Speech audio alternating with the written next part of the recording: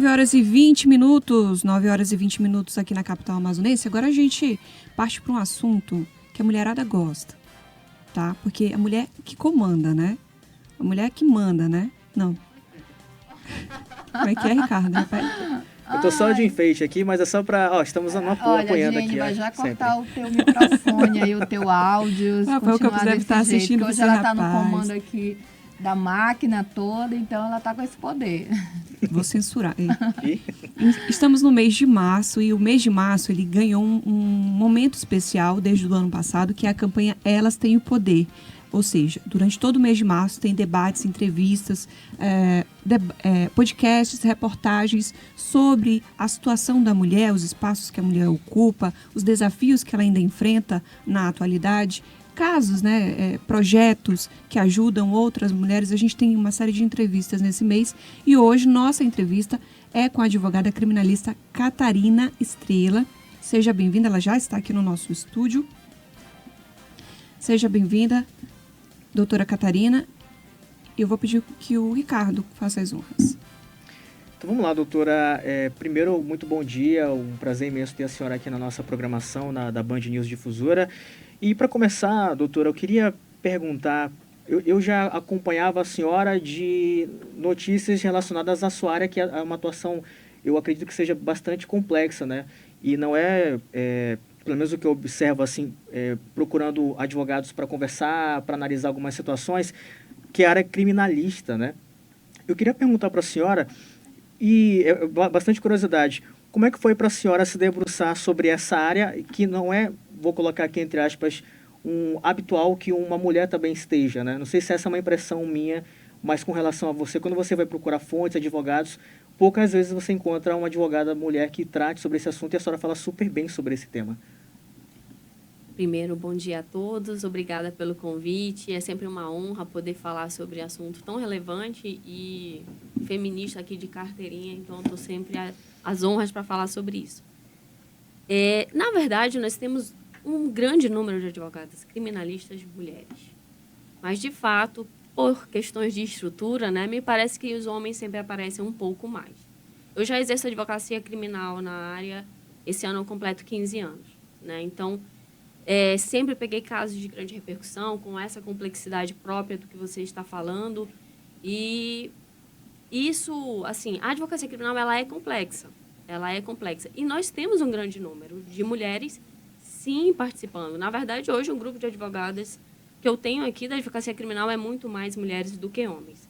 No entanto, da mesma maneira que a nível de estrutura do Poder Judiciário, a gente vê o maior número de desembargadores, a gente ainda vê... Na primeira instância, a gente já tem um número muito grande de mulheres, mas a nível de tribunais colegiados, a gente ainda tem muitos homens. Então, eu acredito que a gente precisa dar mais chance às mulheres, escutar mais. Na advocacia, nós já somos maioria. Sim. Né? E assim, é uma profissão plenamente possível para a mulher. Como é que eu comecei a advocacia criminal? Primeiro, assim, por uma paixão realmente pelo direito penal, desde bancos de faculdade. E ali você precisa identificar, todo profissional precisa identificar onde ele tem o dom, né? E ali eu identifiquei desde faculdade que eu tinha um dom com a defesa. Por isso que eu nunca procurei outros cargos. Até tive um sonho por algum período de ser juíza, gente. Mas isso, aos meus primeiros anos de advocacia, claramente falaram, não, meu posicionamento, eu gosto de me posicionar, eu gosto de defender. Tive ali uma identificação com a advocacia criminal. Mas, como todo mundo, e aí acho que tudo que se trata, eu tinha minhas dúvidas e comecei a advogar, portanto, e vi, será que vai ser isso mesmo que eu vou querer para a minha vida? E eu gosto muito do que faço, acho que é plenamente possível exercer a advocacia criminal com ética, com valores, com a advocacia feminina. E por que eu digo assim, a advocacia feminina? Porque eu vejo as mulheres hoje com maior cuidado com as causas, no seguinte sentido. Atenção à vítima, ainda que nós não estejamos naquela situação defendendo as vítimas, mas a gente tem o respeito, principalmente em caso contra as mulheres. E assim, até o caso que eu sofri abuso foi por defender uma mulher. Eu, enquanto advogada de defesa, não achei correta uma posição de um profissional do Ministério Público e fui fazer uma demonstração, falar, Doutora Catarina, só para atualizar aqui o nosso ouvinte que está acompanhando, a doutora Catarina ela sofreu uma situação que pode ser caracterizada como assédio, né, durante uma sessão. Ela foi associada ali a um animal, né, pelo seu colega de profissão, e ficou. Esse caso ganhou uma grande repercussão, né, só para a gente contextualizar. Exatamente. Então, mas ali eu estava em defesa, né? No processo, a defesa era... Eu defendia homens acusados, mas o posicionamento que estava se tornando no plenário por um funcionário público, eu fui fazer uma advertência ali. Eu falei, olha, nenhuma mulher é cadela, né? E isso se voltou contra mim. Foi quando ele voltou e me agrediu fisicamente. Mas primeiro ele tinha agredido uma mulher.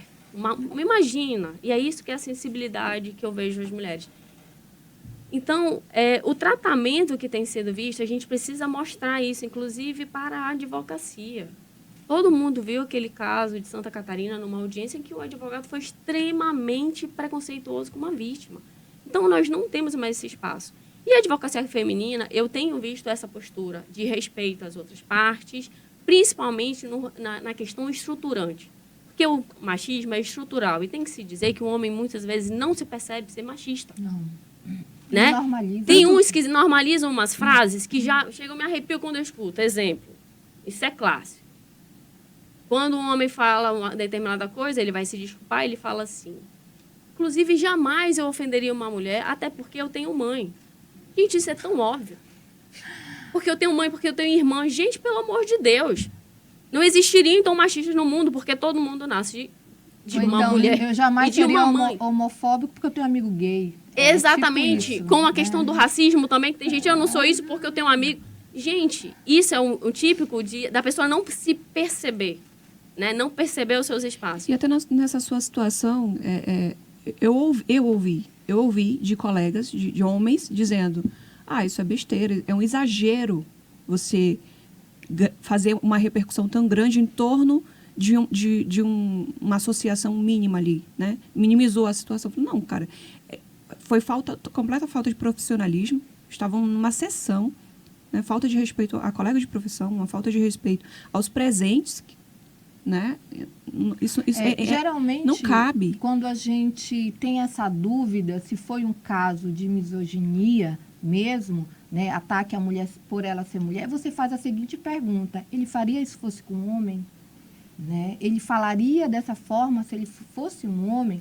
E eu quero identificar aqui quem é, o promotor Valber Nascimento, não está sob sigilo esse processo, a gente pode falar quem é. Ele foi afastado do Ministério Público do Estado do Amazonas, entrou num processo disciplinar dentro do Conselho Nacional do Ministério Público, o CNMP, e o processo dele foi arquivado porque perdeu em tese o objeto por ele ter recebido uma aposentadoria compulsória no valor de R$45 mil. Ou seja, um homem comete esse crime porque é um crime, um assédio moral, teve também agressão física, como a senhora acabou de falar. Então, ele comete esse crime e ele é premiado pela sociedade. Ele é premiado por uma instituição que deveria, em tese, fiscalizar as leis, que deveria, inclusive, executar as leis, porque é o que se espera de um órgão do Ministério Público. E, doutora Catarina Estrela, como que a senhora recebeu essa notícia? A senhora está recorrendo desta decisão? E como é que fica isso para a sociedade, para as mulheres? Porque parece que sempre haverá essa impunidade. O ponto que é importante dizer, eu recorri deste arquivamento, inclusive, recentemente tive resultado desse recurso, contratei uma mulher advogada, em Brasília eu falei, eu preciso ter uma defesa efetiva em meu favor. Contratei uma mulher advogada, eu escolhi uma mulher que tem agido, foi a doutora Soraya Mendes, que tem agido junto ao CNMP. E o que é um ponto bem importante, reconhecemos como partes legítimas mas perdemos nessa primeira manifestação, né? O corregedor-geral manteve o arquivamento. E qual é a grande questão, gente? E é por isso que isso é estrutural, né? Para a gente chegar a um caso internacional, porque o Brasil é um violador de direitos de mulheres, a gente precisa dizer isso, que isso é estruturante, que nós temos a maioria de homens em cargos e que muitas vezes é menorizado, como você disse. Eu não sou obrigada a estar trabalhando e passar pelo que eu passei. E eu tenho isso nítido na minha cabeça, que isso é um direito meu. E eu vou para onde for possível, e o Brasil é signatário de Tratado de Direitos Humanos, eu vou para onde for possível para buscar esses direitos. Então, assim, hoje nós estamos no esgotamento de recursos internos. O CNMP é um claro violador de direitos humanos de uma mulher. Nesta situação, em benefício de um homem, não há perda de objeto. Ele cometeu o ato enquanto funcionário público. Sim. Não se apaga isso, não se passa uma borracha. Faz E agora, sentido. ele está tentando ser advogado. E eu, hoje, inclusive, apresentarei a falta de idoneidade dele. Se ele não é mais funcionário público, se ele quis sair porque ele tinha medo da punição que ele receberia no órgão de origem dele, ele burlou, ele pediu aposentadoria para burlar o sistema, para fugir de uma penalidade. Esta é a linguagem clara e jurídica. Mas o que mais nos chama a atenção é que o órgão que percebe que está acontecendo essa burla não toma nenhuma providência. E não toma nenhuma providência, talvez porque seja conveniente, porque não seja só o doutor Valber Nascimento que esteja passando por isso. Outras pessoas, e geraria uma jurisprudência não, geraria um precedente dentro daquele órgão que não seria bom para a classe. E aí eu sou crítica ao CNMP. Enquanto que o CNJ está tendo providências excelentes no caso, referente à conduta do magistrado, o CNMP ainda sequer tem o seu protocolo de gênero. Ou seja, coisas que o Poder Judiciário está lá na frente. Então, o CNMP, ele é um instituto que ele precisa, no Brasil, se posicionar, principalmente quanto à questão de gênero. Ainda é, e por isso que eu digo assim, essa é uma questão pessoal minha, eu quero levar essa questão administrativa. Ah, Catarina, mas você ainda tem a queixa-crime, você ainda tem o direito... Sim, mas eu acho inadmissível no Brasil um funcionário público fazer isso e não ser punido. Sim. Isso é impunidade. Isso não é... Ah, mas então, Catarina, nós temos uma deficiência na lei. Ok, então que o Brasil seja condenado porque não tem lei suficiente. Sim. Porque nós aqui somos partidários, e aí as violações de direitos humanos têm que ser tomadas providências. Então, assim, talvez, gente, no caso Catarina Estrela, seja isso que tenha acontecido, mas pode ser que daqui para frente, através dessa exposição disso tudo, inclusive do Brasil reconhecendo que há uma dificuldade na legislação, ele tome modificações legislativas que permitam que mulheres não passem mais pelo que eu passei. E, assim, em qualquer ambiente, né? Ali foi um ambiente jurídico, um ambiente de liturgia que aconteceu isso, né? Então, que tem todo regras próprias de direito de fala, e aconteceu isso. Então, o que não acontece no dia a dia? Então, é extremamente necessário que o Estado brasileiro se posicione através de seus órgãos, né? E, por isso, eu sigo recorrendo para, se necessário for, chegar até nas vias internacionais para levar a demanda do caso, né? Isso me traz, e até as pessoas falam, nossa, Catarina, e o suporte que você está tendo? Tive suporte da classe, o desagravo foi feito, estou tendo as medidas, caminhando com os processos judiciais, mas frente a essa questão do CNMP, eu realmente vi de uma forma muito decepcionante. E eu acho que, se é uma falha na legislação, então que o Brasil modifique isso. A gente precisa ter o reconhecimento de violação de direitos humanos por uma omissão, por uma falha de legislação. O que não pode é achar que isso é uma perda de objeto, porque isso não foi uma perda de objeto. Verdade. Doutora Catarina, todos esses pontos que a senhora tem colocado, de minimizar o preconceito em relação à mulher, o tratamento em relação à mulher, quais são os principais... A gente sabe que a mulher é a maioria, né? Em muitos órgãos jurídicos, no país inteiro, a mulher é a maioria. Mas nos cargos, como a senhora citou, nos cargos principais de desembargadora, por exemplo, são minoria ainda. A senhora acha que isso está ligado à questão de gênero? Tá, isso é questão de gênero e isso é uma diretamente? Questão estrutural. Isso é estrutural. Mas, a respeito do Poder Judiciário, eu acredito que em 10 anos a gente vai ter uma modificação significativa do número de mulheres no Poder Judiciário decorrente da paridade aprovada no ano passado. Eu digo que setembro de 2023 foi um ano muito positivo para as mulheres do Brasil, se a gente pensar. Foi o mês que eu sofri essa violação, mas todo mundo diz, eu falei, gente, a culpa não foi minha de eu ter sofrido a violação. Mas eu tive coragem de botar para o Brasil inteiro, mostrar o que ele tinha feito. Então eu vejo isso como uma conquista pessoal minha. Eu não botei nenhum fator, falei, não, eu preciso denunciar esse fato. Além disso, naquele mês teve a votação da paridade, teve uma série de conquistas femininas que eu vejo assim, eu falo, Foi o mês, inclusive, que a Rosa Weber fez aquele voto do aborto. A gente tem que entrar nesses temas. O ano é 2024. A França agora reconheceu esse. O direito, ou seja, ninguém bota violações sobre o corpo do homem, mas todos colocam violações sobre o corpo da mulher. Então, setembro, participações femininas importantes, e eu digo que a ministra Rosa Weber foi extremamente importante ali no final do seu mandato, colocando esses temas. Ele foi um mês importante para a gente discutir como nós vamos querer ser daqui a 10 anos. Então, o Poder Judiciário, com essa paridade, ela vai modificar. E nós temos muitas mulheres no Poder Judiciário, em maior número de juízas, mas que não chegavam aos órgãos nesse mesmo número ao Tribunal de Justiça. Mas em 10 anos isso se modifica, porque o critério de paridade vai trazer isso. Isso é uma política pública afirmativa, né? Importante porque, exatamente, existe uma disfuncionalidade de gênero que ainda impedia as mulheres de chegarem onde deveriam chegar. A senhora arrisca tipo, daqui a 10 anos estaremos talvez iguais, 50% ou mais? Mas eu acredito que não. Mas a gente, se não estiver com 50%, vai estar bem próximo desses 50%.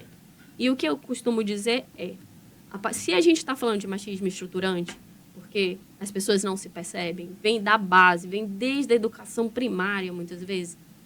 Quando nós tivermos mulheres julgando, essa estrutura, ela vai se modificar. Porque não é a estrutura delas, não é a nossa estrutura. A gente já ganhou em números. Nós somos maiores em salas de aula, nós somos maiores em número de advogados, nós somos maiores em quantidade. Então, assim, não é que nós somos melhores. Mais uma vez, não é que mulheres sejam melhores do que um homem. Não é isso. Mas o que é que a gente não aceita? Eu não aceito que nós sejamos em números maior de pessoas que atingem aquela educação e não se veja representadas no órgão por poder disso, na política. É porque, na verdade, a Bíblia também, a Bíblia cristã, a Bíblia, enfim, de outras religiões, colocam a mulher como ser secundário. E aqui, gente, eu não estou fazendo nenhuma crítica a nenhuma religião, estou colocando o que é, né? Não é o que eu acho, é o que é. Colocam a mulher como ser secundário, vindo de um homem, sabe?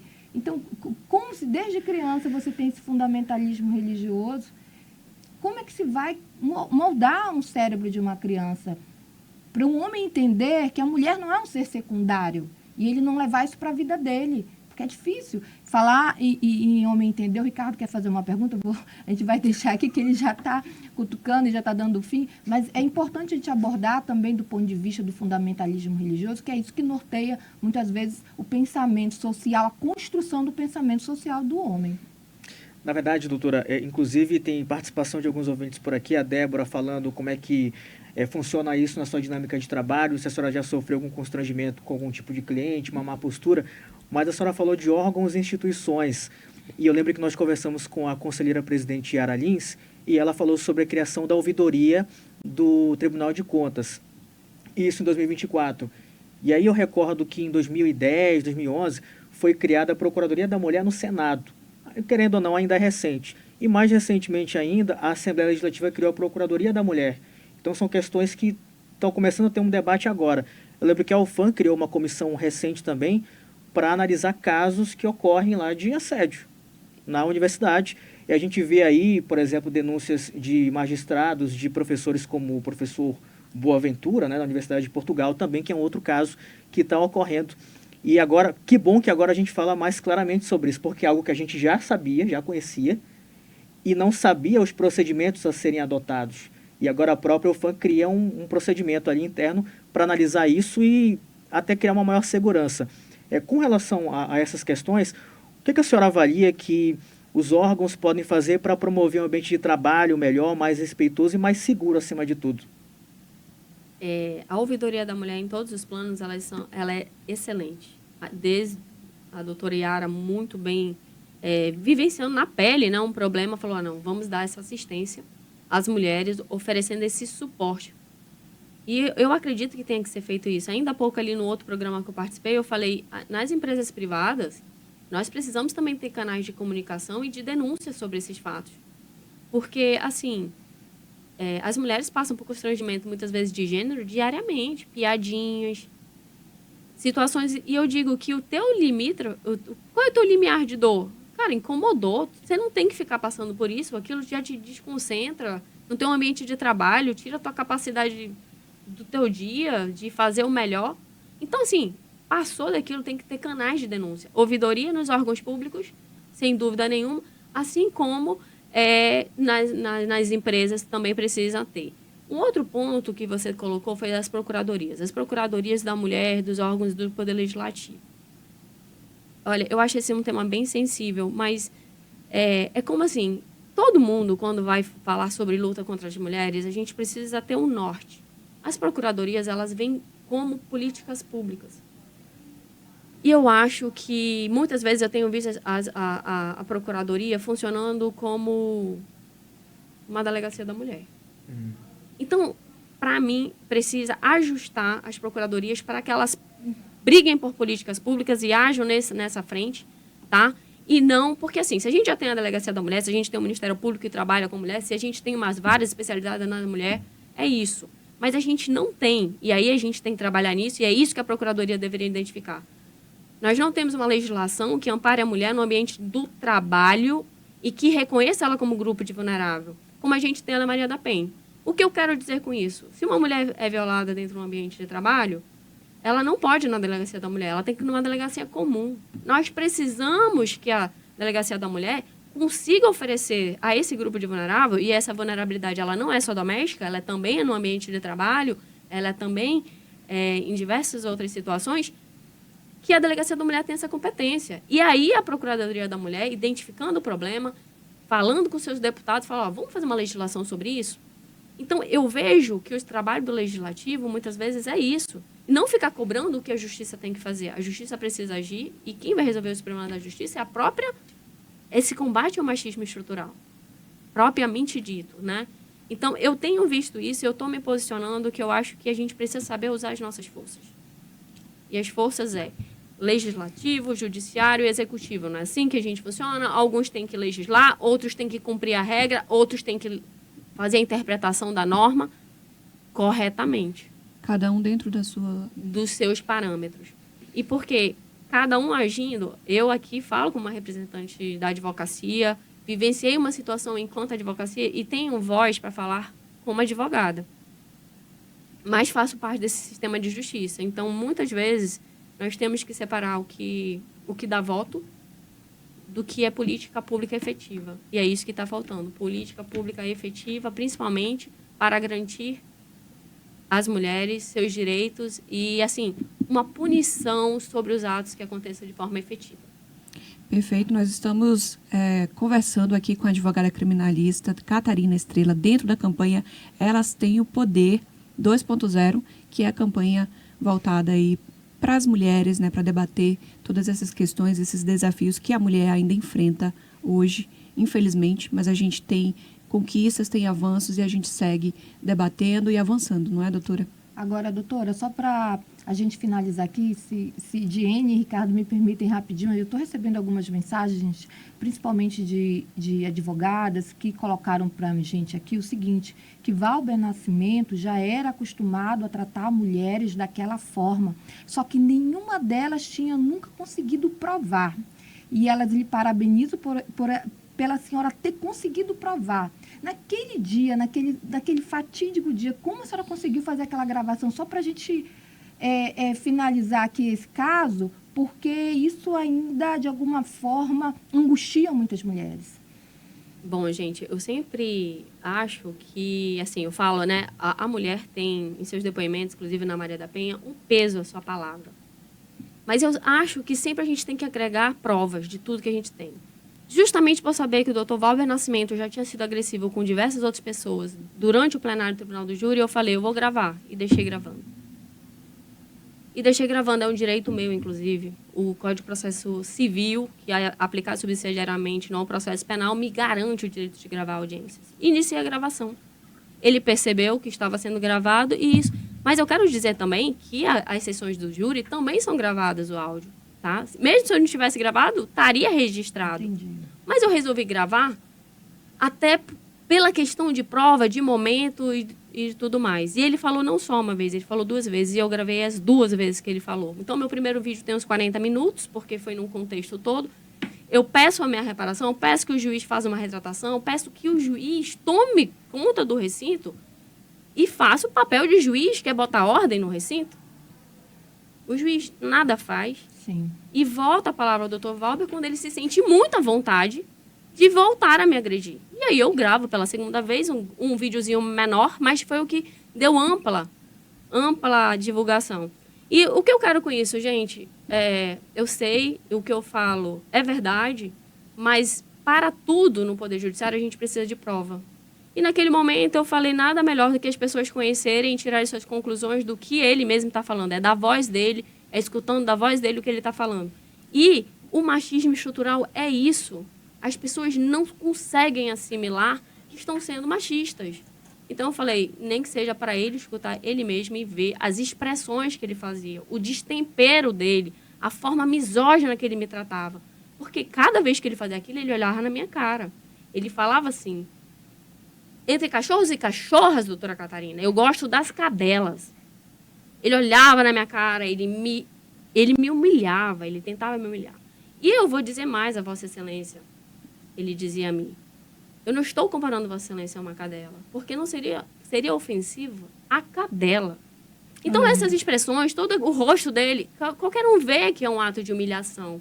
E é direcionada a Catarina, enquanto mulher advogada, Sim. enquanto uma pessoa que estava ali legitimamente exercendo a sua função. E ele utilizou do seu direito de fala, dado pelo Código de Processo Penal ao Ministério Público, para agredir uma mulher. E a isso, ele é um agressor. Ele não tem esse direito. Nós, sociedade, não damos a nenhum funcionário público esse direito. E ele não pode querer levantar esse tipo de discurso. E pasmem, o juiz disse que não se intrometeu, isso ele disse no CNJ, tá? Que ele não se intrometeu na situação porque ele entendia que aquilo fazia parte do diálogo. Não existe isso. O Poder Judiciário não deve permitir agressões durante um plenário do Tribunal do Júri, durante uma audiência. Isso já está acontecendo. A lei de abuso de autoridade, gente, aí é um ponto que a gente precisa de modificação legislativa. Ele prevê que vítimas e testemunhas não podem ser admoestadas, não podem ser xingadas. Mas, além de vítima e testemunhas, tem que estar lá a advogada, a promotora de justiça. Porque um advogado pode fazer a mesma coisa que o Valber fez com uma promotora. Sim. Ou vice. Então, assim, um abuso de autoridade em discurso, ele pode acontecer. E ele está acontecendo em audiências. Isso é algo recente. Acho até que acontecia antes também. Mas ninguém se tornou público. Com as audiências por videoconferência, isso durante a pandemia, se expandiu. Mas diversas vezes já tiveram situações desse tipo. Mas o que eu quero dizer é que o que aconteceu ali foi um abuso de autoridade. Ele se sentiu no direito de exercendo a sua função de fazer uma agressão à mulher. E não só, ele já tinha praticado abuso de autoridade contra a testemunha, contra testemunhas naquela sessão. Tanto que a minha manifestação foi em favor da mãe da vítima. Foi em favor de dizer que nenhuma mãe da vítima ia ao Poder Judiciário para ouvir o exemplo que ele teria dado. Qual era o exemplo? Que se ele engravidasse uma cadela, teria que assumir. Foi sobre esta frase que gerou a discussão e eu fui admoestá-lo. Eu fui mesmo durante a minha fala. E aí eu falei, olha, eu fico pasma que num processo um promotor de justiça diga isso para a mãe da vítima. Nenhuma mãe da vítima vem ao Poder Judiciário para o promotor de justiça dar esse tipo de exemplo. Ele precisa se perceber, né? Então, esse é o ponto. Então, ele já havia sido extremamente humilhante com vítimas e testemunhas. De modo que ele não gostou de eu ter dito isso a ele e me agrediu com o mesmo pronome que ele usou com o mesmo adjetivo, desculpa, não é pronome, para o mesmo adjetivo que ele tinha utilizado para a mãe da testemunha. Tá? Então, por isso que eu trago aqui.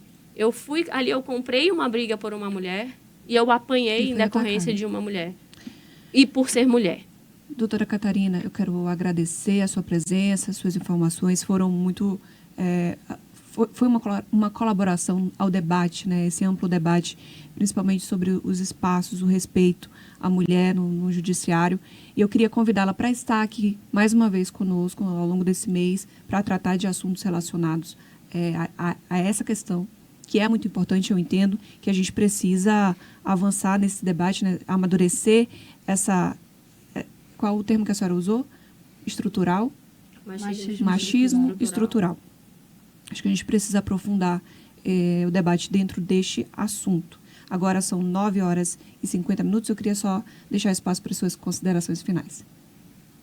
Só agradeço mesmo aqui a oportunidade de falar sobre esse assunto. Eu sei que, gente, sempre que se fala de gênero e de machismo estrutural, existe muito debate, existe muitas pessoas que não reconhecem, inclusive mulheres, mas, assim, eu acho que a gente faz isso...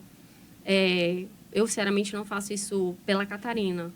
Eu faço isso por ser o correto, por ser o tratamento necessário às pessoas. Essa diferenciação que as mulheres são acostumadas a terem que aceitar, eu não acho que nenhuma pessoa, nenhum ser humano precisa se submeter a isso. E, portanto, nós precisamos, sim, lutar para que as mulheres enxerguem isso. E é por isso que precisa ser dito. É óbvio, mas precisa ser dito. Porque, assim, muitas vezes, né, não é com a gente que acontece, mas pode ser com você, pode ser com a sua filha, pode ser com muitas mulheres. E me dói um pouco saber que em pleno século XXI, eu chego a sentir uma dor por isso. A gente ainda tem esse tipo de... Ainda tem uma estrutura de sociedade que coloca a mulher num plano inferior. E nós precisamos combater isso, inclusive no Poder Judiciário e em todos os órgãos públicos envolvidos no sistema de justiça. Perfeito. Muito obrigada, doutora Catarina. Agora a gente vai fazer uma pausa aqui rapidinho, a gente volta já já.